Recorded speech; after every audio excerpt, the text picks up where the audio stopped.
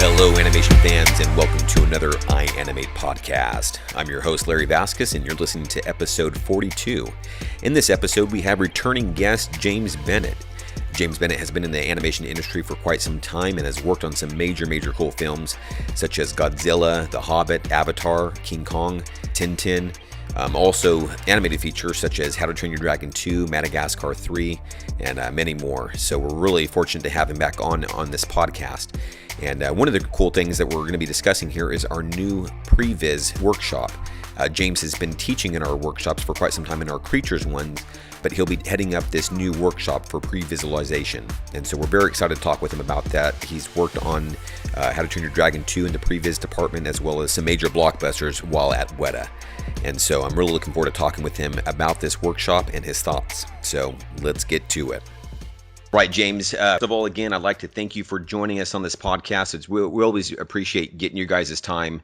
You guys are right there in the thick of the industry here, and it's always neat to get a perspective of where you're kind of at right now. And so, as we were kind of talking about earlier here with the last podcast we did with you was back in 2014. So it's been a bit, got some great stuff there. If you're listening to the podcast now, we'll definitely have that one in the show notes. You don't want to miss that one. Some great insight there. But we've got a really cool workshop here coming up that you're going to be taking the lead on. It's our Previz workshop here.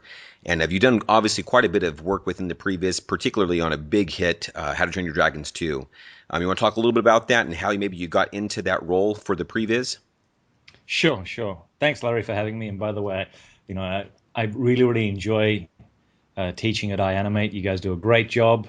So, and these podcasts just add to that. So thank you very much. I appreciate you taking the time as well. Awesome. No problem at all. Yeah, James, you've been a big part of our creature workshops. And if you've seen our recent student creature workshop show reel, I think you'd be very impressed to see what our students have been pumping out here. So yeah, why don't you get into it a little bit, James? Sure. Well, the big thing for me is I've been an animator now for 16 years, and Previz for me is an extension on animation, or vice versa. Animation is an extension on Previz. The exciting thing from where I began was when I was at Weta. I was working on King Kong. So I worked on King Kong, Avatar, the Hobbit series, so number 1 and number 2, plus The Water Horse, The Day the Earth Stood Still, and a whole bunch of other films, right? So tons of other films. But I was lucky because when I first started out in the industry, I started out as a storyboard artist. And I started out in concept, but I always did animation as well. And when I went to Weta and they were starting up their Previz department, they basically put out a notice to everyone saying, who's interested in doing Previz? And they actually approached me because I had 2D background and I had storyboarding background. So I already understood, as most people do, the filmic language, but I'd actually put it into practice beforehand. Because the difference between animation and Previz, as it were, is, let me put it to you this way. Animators are the lead guitarists.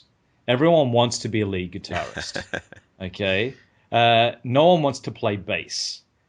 And they definitely don't want to do drums, and they definitely don't want to be the roadie. Now, the thing is with Previz, you get to play all the instruments at the same time, and you get to do all of it. And the exciting thing about it is, as a Previz artist, you are a real filmmaker. So you work alongside of the director. The advantage to being an animator is you get all your shots given to you, and you have a very specific framework around which you are to produce work. And that is two people fighting, or you've got a dragon flying in and landing, or whatever it may be, right? In Previz, rather than working on shots, you work on entire sequences, and that's the exciting thing. And so when I had the opportunity to go to Previz at Weta, they picked 6 seniors out of the animation team and took them over to the Previz department that they set up, custom built setup for basically for the for Tintin, because it was all basically be driving Tintin. And then we had 2 other shows that were happening at the same time, so 3 teams, and I was leading one of the teams with someone else, and that was for Halo with Neil Blomkamp. So that was a really, really big learning experience for me, because I had a general understanding of pre-visualization concepts, but had never really done it. And then that was trial by fire. And the exciting thing was that when I was working with Neil, who is he was very young at the time. I think he was 26, and he was about to, direct a massive feature film, which was to be Halo, with a $60 million budget, which is just ridiculous. But the guy is talented. I mean, he's super, super talented. He knows what he wants. He understands film. He understands story. And so he's really pushing us on that. And so we learned very quickly what was working and what wasn't. But the other thing with it is that Weta understood that they were taking people who were very good at what they could already do, which was animation, and then putting them into another area in which they were not necessarily as experienced. Mm-hmm. But the advantage was that we had Christian Rivers to help us along the way. And Christian Rivers is, the best, most amazing, most generous supervisor you will ever meet, ever in all the world. Because he is, I mean, I've worked on so many different projects, and he is the standard by which I judge all other supervisors. And let me just say that few actually meet that standard. Christian, I jump in front of a bus for that guy. He is amazing. Seriously. Well, real quick, let's diverge a little bit. What was it about him that you give him that credit here? Just, I mean, I'm kind of, we're talking to people within the industry here that maybe get to positions there, or just maybe working with other people here.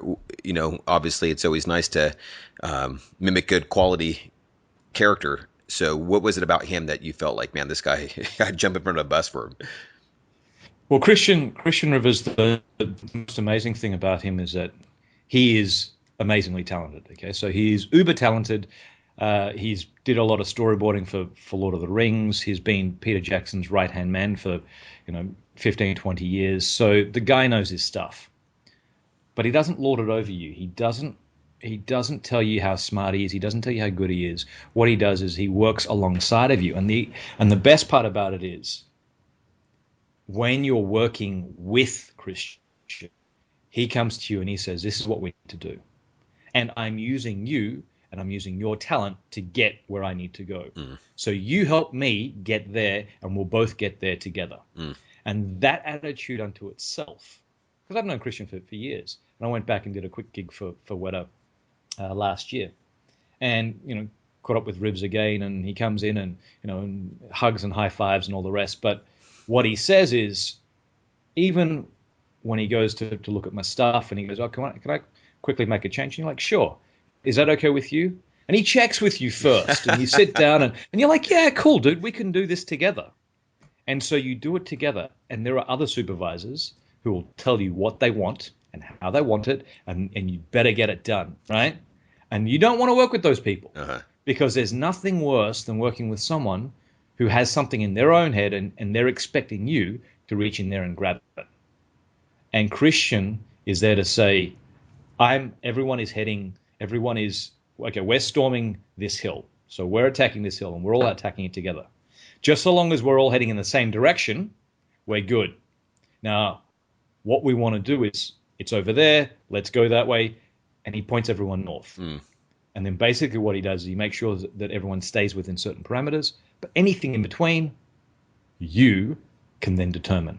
Other supervisors are like, you can do it however you want, so long as it's exactly like this. And you go, yeah, terrific. Got it. Yeah. Sounds like, if I could sum it up, he treats you like an artist. He's a good team player, but is also a leader. Exactly. And that's exactly it. Okay. Perfect.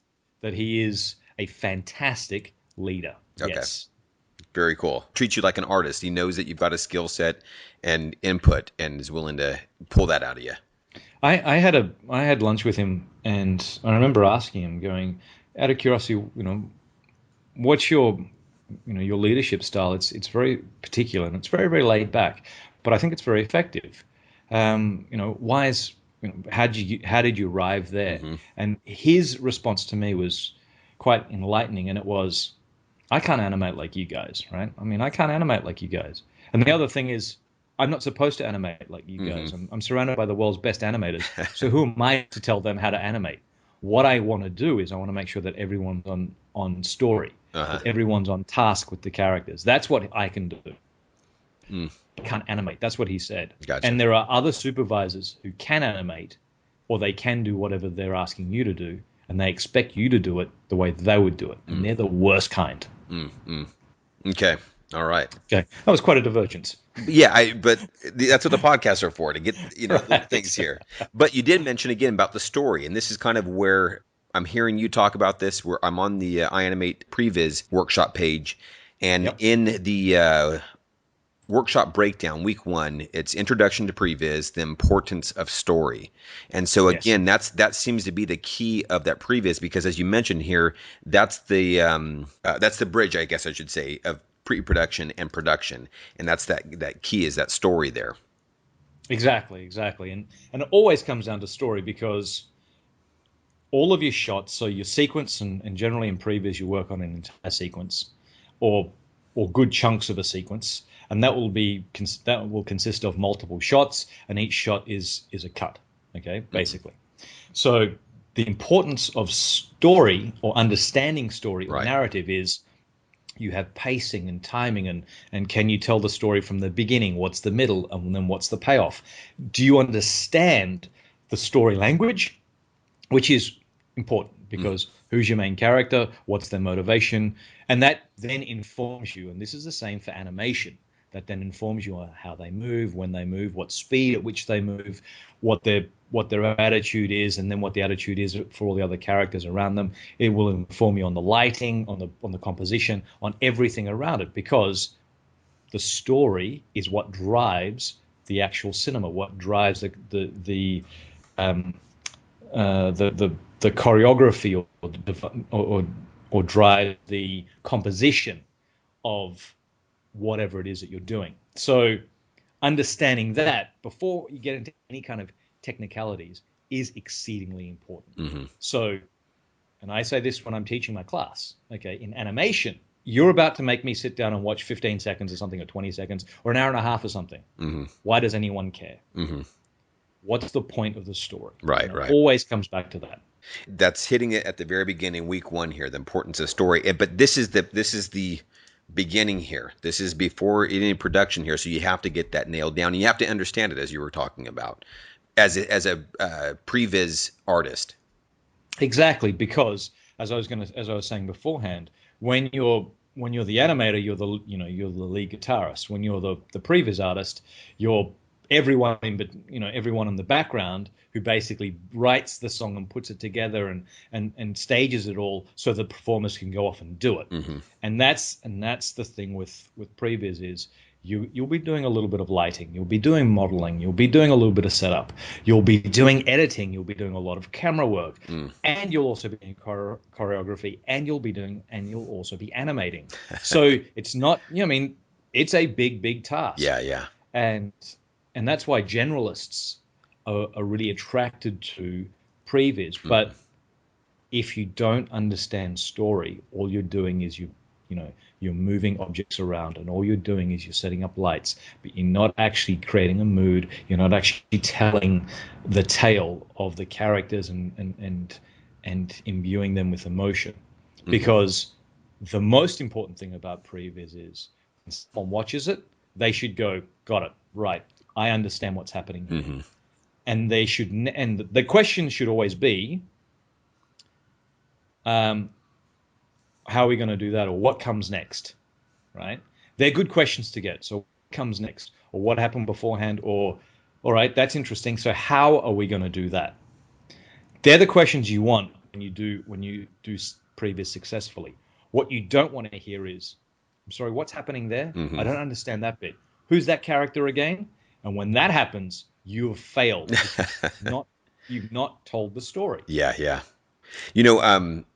I'm got a team that I'm working with right now, and we're building an animated storybook app for the iPad. I'm heading up a lot of the production side of it, or as a producer. But we went from storyboard to now trying to jump into some of the animation because we're on a time thing, and we skipped some of this Previz stuff. And I know. And I can't tell you how much now we're having to go back to and start interjecting some of this stuff thinking that, hey, we were saving time.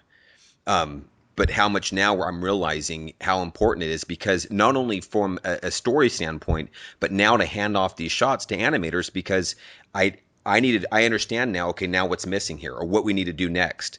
And all of it can become very disjointed without that. That's a very Yeah. key roadmap, basically. And I'm realizing Hmm. that now. Yeah. The like week one is basically looking at storyboards. Okay, so it is looking at storyboards and looking at movies. So what we're going to do is we're going to look at a couple of different sequences from a couple of different films, Hmm. and we're going to break them down and say, why is this shot here? Why have they done that? Do you understand what this means to the Hmm. characters? And what's the actual arc of this particular sequence? And so that's the first part, to actually break it down as to those people who do it well. And then what we're going to do is I'm going to go through some of the storyboards that we're getting made up right now, and it's going to be, you're going to have to build your sequence from these storyboards, because most good productions start with storyboards. And if you don't have storyboards, then you can grab a pen, grab a paper, piece of paper, and do some thumbnails and do a storyboard yourself. Hmm. Now, as there is so much to do in this class, and it's only 11 weeks, normally what I would do is I'd get the class to actually come up with their own story. But I want to circumvent this, because you'll spend 3 or 4 weeks trying to get that story worked up, and I just don't want to we want to skip over that. Right, The right. other thing is actually being able to read storyboards, Hmm. because that's another skill you need as a storyboard artist, to go hit the boards. I mean, I've been on, I think, 9 productions now, and that's including Madagascar 3, How to Train Your Dragon 2, Penguins of Madagascar, Avatar, um, The Water Horse, Halo, and a whole bunch of other ones in Hmm. between. So I did some Previz work on Iron Man 2, blah blah blah blah blah. So You know what you're doing. yeah, I mean, yeah. So yeah, I've done a bunch of this stuff, Yeah, for and sure. it doesn't change whether or not you're doing animation, or whether or not you're doing a commercial, or whether or not you're doing live action film. The principles are always the same, and Right. so that's what I'm trying to explain here, and that you will get storyboards because the director has already worked with a storyboard artist for the actual idea. So what you then have to do is you have to transpose those storyboards into a moving board, as it Yep. were. Yeah. And the structure that I have and the structure that I've done is, the first stage is, let's have a look at the storyboards, and then let's just build it. So looking at the elements that you've got, what do you need? And then it always comes down to planning, because as you were just explaining beforehand, Yes, yes. all right, if you don't plan it out well at the beginning and you rush ahead, later on it's going to come back and bite you on the ass in the big time, right? Yeah, yeah. And our mistake was thinking that we had enough information with the storyboards that we can run into jump into animation, but that's a big leap from storyboards that have zero timing to them into now a CG 3D world that's not only going to have timing with it, but cameras and depth and character staging and all of these things here. And the other thing, as I was learning, leading the project, was going, okay, yeah, I understand what's in my head and what should kind of take place, but the animators that I'm handing this off to, they don't. So I can take my shot and run with it, but they don't know what's in my head, and Yeah. that's where a lot of these previs that's got the timings, got the camera work, and all of things of that nature start coming into play when you're handing some of these shots off. And that's what I figured out here real quickly. Exactly. And it's funny that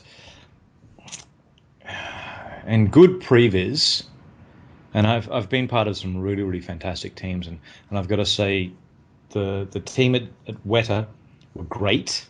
I mean, they were really good, but, and I think I said this in the last podcast, they were a team of all stars, where everyone at Weta, there's a there's a reason why it's the best company, VFX company in the world, right? And arguably you can say ILM, but it swaps constantly between ILM and Weta, right? I mean, they're number one and number two, Yeah. respectively. And the previous department there, everyone was, I mean, they're all doing really well. The best team, though, with which I've ever worked, has been the DreamWorks team, Mm. where as a team of individuals, not as great as an actual team, was so strong and absolutely rocking it. And what they did was, or what they ended up doing was, Previz at such a high level that towards the end there, all of the departments, when we were showing, all of the departments would be there. So you'd have lighting would be there. So head of department of lighting would be there. The animation supervisor would be there. CFX would be there, and cloth sim, and everyone would be there to see the storyboard, to see the previs, to go, right, that's fantastic. Okay. You mean we only need to do this little bit? Ah, that's great over there. Oh, okay, we can do a lot with that. And you know, because it was informing, and it wasn't just blocking it through a scene. Right. It was full pacing, full timing, because when you fake it in Previs, all the other departments have to pick it up. All the other departments have to make up for your mistakes. So, as you just said beforehand, when you jump from one thing, which is storyboards, into production, and you don't have that timing, now you have to work out all the timing on the fly with a much bigger team. Yeah. That costs you energy, that costs you time, that costs you money. Yeah. And when that's what I said I was learning. When you're leading this team here and to try to get everybody on page, and then, you know, you're talking about someone like DreamWorks who's got hundreds of artists, you have to nail these things down to get everybody on board. So that's kind of obviously talking about the value of the course and why we wanted to introduce something along these lines. So you mentioned within, particularly at DreamWorks, you were hitting much more than just the camera work as well, and the animation. Were you hitting much of the lighting and things of that nature as well? Yeah, the team there, well, the team with whom I worked most closely was led by a guy, Kent Secchi, Noel Meyer, and Conan Lowe, and those guys had, you know, Conan came from Futurama. Noel Meyer had been at DreamWorks for a very long time, and Kent Secchi came from the third floor, and I think it was called Pixel Liberation Front. Okay, that's no longer with us. So he'd worked on a bunch of other things, and he's a strong cup of coffee, let me tell you. But okay, he and I know he won't mind me saying this. But a super knowledgeable guy, and someone who really pushes you, and you know, really understood cameras. And I thought I knew cameras pretty well because I'd worked with Peter Jackson in a small team that did some bespoke projects specifically for Peter Jackson. So we were one-on-one with him for about a year and a half. But I learned so much more when I was at the DreamWorks department, because those guys really nailed it and worked it through. Because, as you said, the animators would be taking, and the rest of the departments would be taking their lead directly from what you did in Previz. Yeah. So you had to nail it, absolutely nail it. And, you know, so you do, when someone's walking through a scene, you don't just chest piece them through, like drag them along the ground. You set it up so they can actually walk. Because if you walk too slowly or you walk too quickly, you know, the animator suddenly like, well, he's supposed to do a casual walk, but now he's walking at a jog. So now we're adding in frames. That's right. You've already done the editing. Now we're in trouble. And I remember looking at some of the previs for some of the Star Wars, the earlier Star Wars films, and watching them fight above the lava. And you've got Obi-Wan and what's-his-face, Anakin, and they're fighting across these big pivots that have fallen down or whatever, right, across the lava. And they're moving across screen, and Usain Bolt, on his best day, could not move that quickly across the screen. And these two idiots are fighting, and I'm like, well, how are you supposed... That makes no sense to me, because now you're setting everyone else up for a fall. Right. Yeah. So, Previs, get it right, and then, when you're doing lighting that informs mood. Right. Make sure that you're getting the silhouettes right, and then that informs composition. All right, so now the composition is working well. Now the editing suddenly works well, and then when the animators get it, they're like, "That's fantastic! I've got a really strong base. Right. Now let's make this better." That's right. Yeah. Plus it now. Yeah. Yep. And now we can plus it. And there's something to me fun about the camera too, because I think that's one of those things that, like you're talking about story here, there is so much, if you watch good film, there is so much that's happening in storytelling with just the camera. Oh, 100%. Yeah. Absolutely. And so I could see from that vantage point being in Previz where you're getting that aspect of the storytelling that you wouldn't necessarily get as an animator, because the camera's already locked and locked there. So I can see that being a fun part of the previs process of getting to actually work with the camera, setting up that part of the storytelling there. Yeah, and there were bits in when I was on Madagascar 3. When I first arrived at DreamWorks, they were very much along the lines of, they'd done one project, they'd done two projects beforehand, and a really good friend of mine from Weta was at DreamWorks before that, a guy by the name of Mike Leonard. And Mike Leonard is, he's a superstar. He's one of those guys that is, unflappable, gets the work done. As an animator, he's amazing. You know the bit in Kong when Kong is chewing on the bamboo, and that's a bit where you really think of it and go, wow, it's not a 3D gorilla, it's actually a real gorilla. Uh-huh. That was, so Mike animated all of that, right? Just unbelievable. And then he was working at DreamWorks, and he basically said, yep, James should come over. And so he was already getting the department to move in this direction. Okay, so there was putting animation in and whatnot. And when I got to do work on Madagascar 3, I get there, and the directors had never worked with Previz beforehand, other than layout, as it were, where it was just chess piecing. Mm-hmm. And I started acting my characters through the scene, and he was like, "What's with all this acting stuff? Let's leave that up to the animators." And my response to that was, I need to understand form and timing so that I've got the space so I can actually space the characters appropriately. Right. Yep. So that when things move. And he says, no, just leave that for the animators. They can do that. I'm like, great. Okay, sure, you do that. Now, the director on that, anyway, I'm not going to go into that. The director, so I thought, okay, I'm going to try something here. So I had a series of 8 shots or 9 shots that I was going to show him, like in a small sequence. And so I animated, so I just went ahead and did what I was going to do anyway. So I animated my shots for the first 3, and then left the middle 2 and didn't do anything on them. And then animated the last 2 or last 3, and then played it through. And the comment that he had was, yeah, I mean, this other stuff's working really well, but this middle bit, it's really dead. I'm not too sure what it is, but it's really, really dead. And I just went, because I was talking to my supervisor at the time. I said, this is what I'm going to do. What do you think? And he went, go ahead. And then after that, he just gave me the thumbs up and went, yeah, do what you're doing. Cool stuff. Right? And, and by the end of it, we had, all the previous departments were completely changing over to this direction. Mm-hmm. And the previous that we were doing in PDI, led by Kent Secchi and Noel Meyer, was so far above what was happening down in Glendale, because they were still using the old methodology. Uh-huh.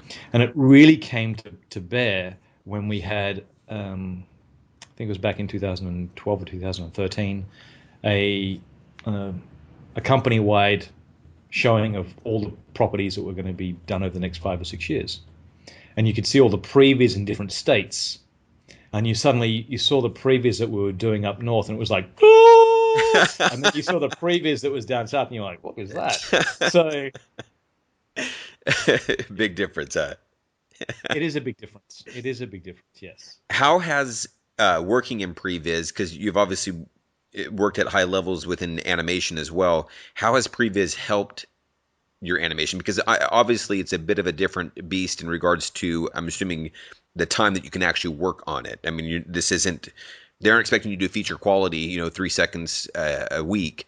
I'm assuming you have to do much quicker. Has that helped your workflow, understanding, hey, this is what the director wants? Because we're talking again about story and understanding that. Have you felt that working in Previs has helped you more readily or quickly understand what the director wants and how to get that something at least down on the screen quicker?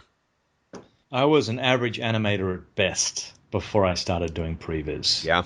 And Previs is the 1,000-pot theory, that you have to do something again and again and again and again, and just get it out, and you get faster and better and stronger with each iteration. And the great thing about Previs is you can't hide anymore, because you never know where the camera's going to go. You never know where it's going to where you're going to be shooting from. So you have to animate in 360. So in the round, as it were. So you have to, all of your foot placements have to be, you have to know what you're doing. You have to understand the way that the body works, and start from the hips, and that completely changed the way that I animated. And so when I teach creature with iAnimate right now, one of the things that I start with the all body move, or the all body null.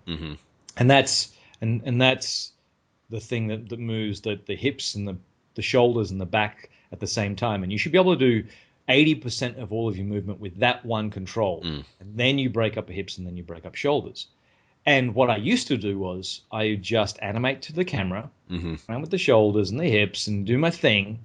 And then when I took that methodology into Previz, all of a sudden you could see how terrible my posing was, and how awkward the positions were of the characters, and how much I'd been fudging it. And then when you learn how to do it properly so that you can film it from whatever direction, that immediately lifts the quality of your animation, because you're getting it right the first time. You're no longer cheating it. You get it right the first time. So when you go back into production as an animator, all of a sudden you're moving faster, you're moving more confidently, and you're hitting your marks on the first go, rather than getting on the sixth or the seventh go. Yeah. I've got to imagine this has got to be beneficial then for VR as well, because you're having to hit your cameras moving, So I've got to imagine that same methodology of having, and not necessarily having a locked camera perspective and having to work in that. It's got to be very beneficial for VR, and that's obviously very popular right now, or at least moving in that direction. So I can imagine it's very helpful there as well. I'm a little afraid for a lot of animators who have done nothing but animate to cameras, and their transition, should they ever want to go into VR, for that very reason, is that all of a sudden it's a completely different beast. And I've caught myself out. I remember working on the water horse, where there was one of the toughest shots I've ever had to do, which is actually a very simple shot when you see it in film, and that's where the guy is riding on the back of the water horse, and he's diving down. So I previs this entire sequence where he dives down, he goes across through the reed bed and everything else, and then ducks under this like a whatever it is, but he ducks under this thing, and then swims up, and then breaches the water, and then lands and scatters all these ducks. So it's fun. And I get to the bottom, and the thing is that as he's swimming, the camera is sitting directly on the back of the water horse, so it's a POV of the little boy, and you're getting this really funny parallax, because the creature is leveling out on the bottom and then swimming forwards and then going up. Now there's a bit where, as you're moving down, you're getting this parallax that runs along the side of the camera, which then gives you motion that you're moving forwards. But then as you level out, there's a bit where the camera kind of stops, because you are suddenly moving in time with what's happening in the background. Yeah. So if anyone's done any flying pieces or whatnot, or driving, they'll see what it means. As soon as there's a point at which the camera and the object are moving at the same point and tilting at the same, when everything seems to stop, and it's annoying. So I mean, it's tough. So I cheated it, right? And the object, or the creature, rather than leveling out and being parallel to the ground and then going up, was always at a 45-degree angle to the ground and was moving forward, so that I never had that parallax. And I thought to myself, that's okay, animation will fix it. Right? Okay, that's okay, animation will fix it. Well, guess what? Those shots were given to me. That's awesome. And the plates had been shot, and then the worst part about it is that then CFX came back to me going, the bubbles aren't moving properly. I think someone's this up. And I was like, yeah, I think I know the person who did it. And if we ever find him, I'm going to get him. Exactly. I can get a lynch mob together for you, okay? Yeah, he's a really, really tall redhead guy. So yeah. Um, yeah, so that came back to bite me on the butt. But it was a really good lesson. It's a really good lesson because if you don't do it right in Previz, everyone else pays the price further down the line. Yeah. And that was actually a really good lesson to learn. So That's funny. That's yeah. funny. So with Previz, how far animation do you typically, would you say you get? For you, you feel like, hey, 30%, 40%, or blocking is uh, sufficient enough that tells that story there. I mean, that's a good question. Okay. I like to block everything, and I like to get it to basically just before blocking animation approval. Okay. Okay. Okay. Or a little before that, because if you've seen any of my previs, it's I mean you know what's happening in it, right? So Yep. it's relatively verbose, and the dragon when the dragons are moving, they're beating their wings, but they're not just beating their wings like it's attached to a pivot on the shoulders. There's motion through the body. There's tail action at the end. The head's moving, so it gives you a full idea of what actually happens to the creature. Mm-hmm. Because when you've got a character that sits on top of that creature and it's moving through space, the Yeah. camera has to as well. Because imagine that you've got someone walking on a horse or galloping on a horse. The horse isn't moving straight, it's moving up and down. Mm-hmm. So the camera has to adapt to that. Right. And if Yeah. you don't have that in the previs, then you're setting the animator up for something that they're going to come in with their animation and then suddenly go, this camera's no longer working. Right. Right. So whatever you need to do to get at least an equivalent level of movement in whatever it's going to be is what you need. Mm-hmm. If that makes sense. Yeah, absolutely. Previz is working all the kinks out before it moves into production, or as many as you can foresee. Yes, is getting as strong a base as you can, Yeah, because the other thing, the flip side of this is, because I mean we worked with Previs from Avatar that they did at Lightstorm, and that was just like blocking, right? And I talked with some of the animators about this, who ended up coming over to Weta to actually animate on it, and they were like, "Man, this Previs sucks." And they're like, "Yeah, who did that?" And they're like, "Yeah, I did that," right? You're like, at And least you're honest about it. yeah, exactly. But the funny thing about it is that they were just blocking stuff out, as in this is just basic timing. They weren't looking at it like the animators are going to get this and they're going to have to work from it. Right, right. And the thing is that a director will look at the previs for so long and they'll fall in love with it. And then they'll say, "Can you do it exactly like that?" Mm-hmm. And so when they say, "Can you do it exactly like that?" your base had better be good, because when an animator gets it and goes, "Can you do it like this?" then they'd better like what they're about to do. Right. But at the same time, you don't want to put in so much that it completely restricts and cuts the animator off. Mm-hmm. So they're like, I have no room to move. I can't do anything with this. Right. So it's a fine line. That's cool. What is your favorite part about about working in Previz? I love Previs because you get to be the filmmaker. You get to pitch ideas. You get to do stuff well and truly before it gets to animation. And you work on entire sequences, and you're working either with the director or you're working with someone who's very high up in that chain as an animator, because I love animating. But we've all been there, where you've got to satisfy the lead. The lead's got to satisfy the anim soup. The anim soup's got to satisfy the special effects supervisor. Then that special effects supervisor has to, he's got to appease then the production supervisor, and then the production supervisor then has to appease the director. And you've got several layers in between the two of you, and you're just going, and then you have to change something 15 times, and the director hasn't seen it once, and you just want to shoot yourself in the face, right? I've been there. But as a previs artist, the best part about it is just blocking and being fun and ripping this stuff through. And then you don't have to worry about finger placements and making sure that you don't have, object collisions and all sort of crap that just drives me insane. So you get to do all the fun bits, right? You get to do the fun bits and you get to really create. And previs is just so highly underrated, and it's so much fun.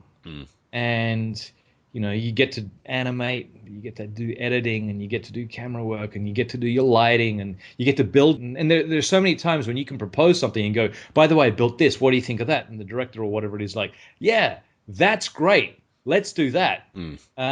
Did you see Madagascar 3? Oh yeah. So there's a bit where Dubois is running through one of the buildings, and she's just bounding through walls like bang, bang, bang, bang. Yes. Yeah, that's one of my favorite parts. Thank you. Well, that was actually my pitch. Nice. I think it's hilarious. Yeah. Yeah, because that bit there was the whole thing about it was Dubois was doing all this other stuff, and she was never actually leaving the rooftop, and we got stuck on that scene for ages. And we came in and we said, why doesn't she leave the thing? And then the best part about it is the plane's flying away, and she's just not letting go. It doesn't matter what happens. She's not letting go.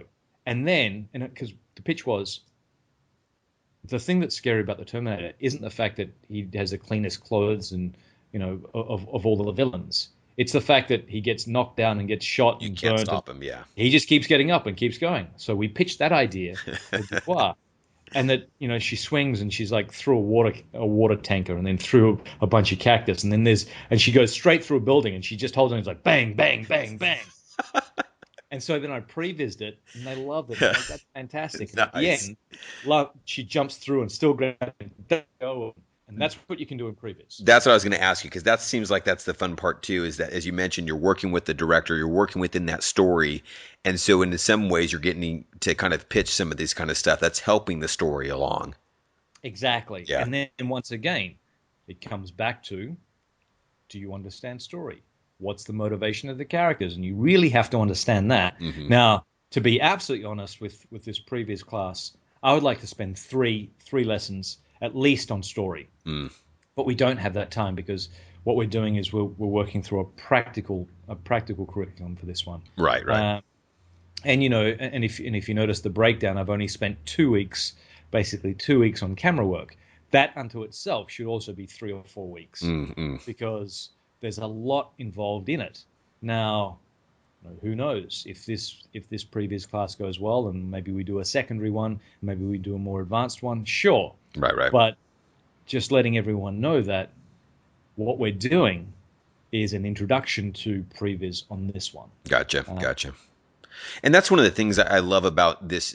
I'm sure other areas, but I love about this industry though is this idea of always learning, and adding to your repertoire, making yourself you're marketable to a certain degree, Right. And so that's one of the reasons why I love that we're adding workshops like this that make artists continue to grow in their crafts, other crafts. As we mentioned, this even bleeds into animation in regards to helping out with workflow.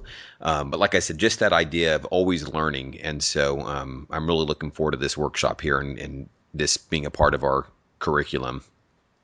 All right, look, I'm excited for it too, because not only, hopefully, at the end of this one, will you come out being a Previz artist, or at least being in a position where you can be added to a team and not be a complete anchor, but become a useful member to a team. But it also gives you the ability to then move into commercials, because commercials, and I've said this once and I'll say it 1,000 times more, that commercials, when you're learning your craft, is the place to be, because, and in actual fact, I think this is another reason why I took to Previz so well and so quickly, is because I did 2.5 years when I first started out in commercials. And everything that we go through in this Previz class, you do in commercials. You have to rig your own stuff. You have to build your own stuff. You have to light it. You have to animate it. You have to texture it. And so you have to understand what everything does. And in commercials gives you a really, really strong generalist idea of production. Right. And then going into film and being a Previz artist, all of a sudden, all these skills that you've learned in commercials, you can then apply into Previz. Right. And vice versa. And the other thing is too, I start looking at kind of how with the introduction of things like Netflix and Amazon, these other platforms where it's opening for smaller studios to be able to bring these kind of content to this area. They're going to be smaller studios, where you might have to be, and I should say have to be, but where you get to be more of a generalist, and these other aspects are going to come into play here very heavily, because you aren't going to always have the DreamWorks or Pixar or Disney where you are the specialist at those studios. Exactly. So yeah, I can see where this again would be beneficial for as our industry. New doors open up for, like we talked about with VR and these other avenues for smaller studios to be able to produce content. So I think that's great. Yeah, absolutely. And the thing about it is, I would highly recommend that animators or modelers or whomever you may be to actually take a course like this, because you start understanding this is where you fit in with the rest of the pipeline, right, with the rest of the departments, and then. And not only that, but you're adding a couple of more strings to your bow. Yeah. And it makes you that much more marketable, because I've been doing this for 16 years, and the only times that I've been out of work have been the ones where I've chosen not to work, because there's always positions for pre-production. There's always positions for post-production. There's always positions for for animation and in production. So I can do a number of different things at a very high level that make me very marketable. Right. Yeah. And that always puts you in a much better position when you're working with companies, and all of a sudden they need you to do something. Sure, I can do that. Right. Yeah. Always learning. I love it. We're starting this class here on our next term, which starts. Let me pull it up. Which is when? Here. April 4th, our spring block. So definitely check out the page, iAnimate.net, and we'll have some info on there. Yeah, I'm really looking forward to that, James, and seeing what you bring. Obviously, you've worked at such a high level within regards to DreamWorks and Weta. It's always nice getting you guys in to teach this kind of stuff. We're looking forward to it, bud. Thank you very much. And if you guys want to go check out some of the stuff, have a look at it at zerply.com/James Bennett. You can see my portfolio there, and you can see all of my work, the Previz plus animation. Yeah, at the very beginning of this, iAnimate, it's a great platform. All the people on board are very, very experienced. And so we love doing this, and we love having people who actually want to be here. So I'm really looking forward to this, because this is really my passion. So I'm excited. Awesome. All right. Well, thanks, James, for your time, buddy. Really appreciate it. Thanks, mate. You have a good one. Cheers, Larry.